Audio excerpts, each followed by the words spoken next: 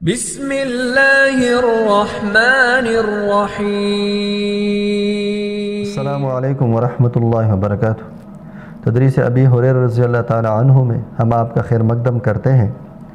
بسم اللہ الرحمن الرحیم، الصلاۃ والسلام علی رسول اللہ۔ پریویس سیشن میں ہم حروف صفریہ سیکھ چکے ہیں۔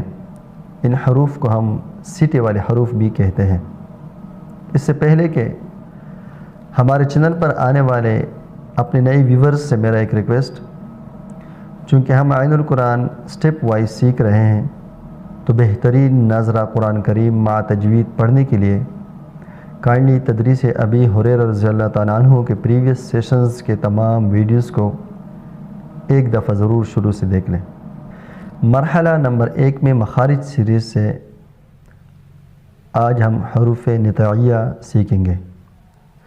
حروف نطعیہ 3 ہے: تا، دال، طا۔ یہ حروف تالو کے کردر حصے کے پاس سے ادا ہوتے ہیں، اس لیے ان حروف کو حروف نطعیہ کہتے ہیں۔ عربی زبان میں نطع یا نطعی تالو کا کردرہ حصہ، یعنی مسوڑوں اور تالو کے درمیان والی کردری جگہ، یا آسان الفاظ میں ہم تالو کے قریب پہاڑی کو کہتے ہیں۔ اپنے انگوٹھے سے ہم اس کردری جگہ کو معلوم کر سکتے ہیں۔ اپنے انگوٹھوں کو آپ دانتوں کے بعد جو تالو شروع ہوتا ہے اس کے ساتھ رگڑیں، آپ محسوس کریں گے کہ اوپر کچھ لکیریں ہیں، یعنی ناہموار قسم کی جگہ ہے۔ اس کو نطع کہتے ہیں۔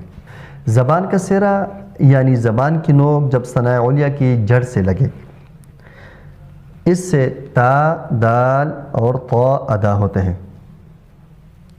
آئیے پریکٹس کرتے ہیں۔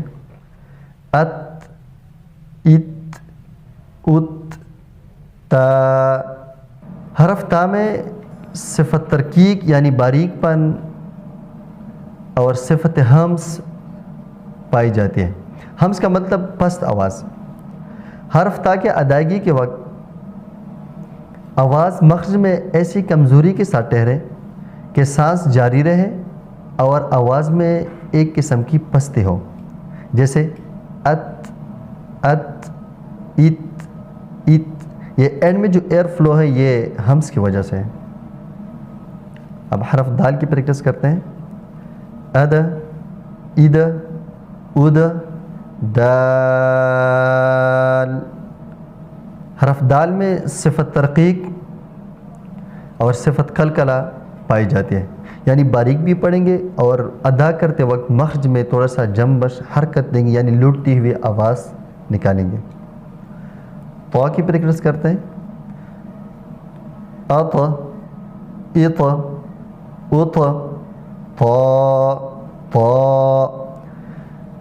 حرف طا میں صفت تفخیم یعنی موٹا اس کو پڑھیں گے، پور کر کے پڑھیں گے، اور صفت کلکلہ یعنی اپنے مخرج میں اس کو بھی حرکت دیں گے، تھوڑی سی جنبش دیں گے۔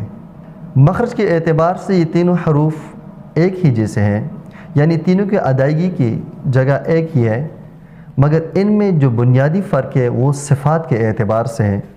دیکھیں، تا میں صفت ترقیق اور صفت ہمس پائی جاتی ہے، جبکہ دال میں صفت ترقیق اور صفت کلکلہ پائی جاتی ہے، اور طا میں صفت تفخیم اور صفت کلکلہ پائی جاتی ہے۔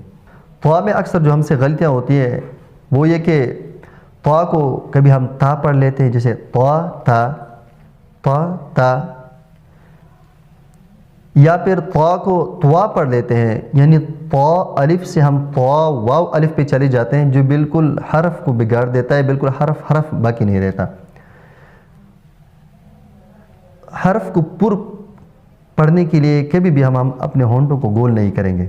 ایک غلطی جو ہم اور کرتے ہیں طا میں وہ یہ کہ طا کو مکمل طور پر ہم پر نہیں پڑھتے، جیسے طا، طا، ٹل اینڈ اس کو پر نہ پڑھنا، جیسے طا، طا، یہ غلط ہے۔ آخر تک طا، طا فل ہم پر پڑھیں گے۔ ونس اگین، ات، ات، ات، تا، اد، اد، اد دال اط اط اط طا. اس سیٹ کو کم از کم آپ 100 دفعہ ضرور دہرائیے. جہاں تک ہم دہرانے کی بات کرتے ہیں وہ منیمم کے ہم کرتے ہیں. اگر آپ 100 دفعہ سے بھی زیادہ دہرائیں گے تو انشاءاللہ آپ کی حروف کی ادائیگی میں اور بھی شائستگی آئے گی. امید ہے کہ آج کا ہمارا سیشن آپ کے لیے فروٹفل رہا ہوگا. اللہ کریم ہم سب کو عافیت سے رکھے. السلام علیکم ورحمۃ اللہ وبرکاتہ.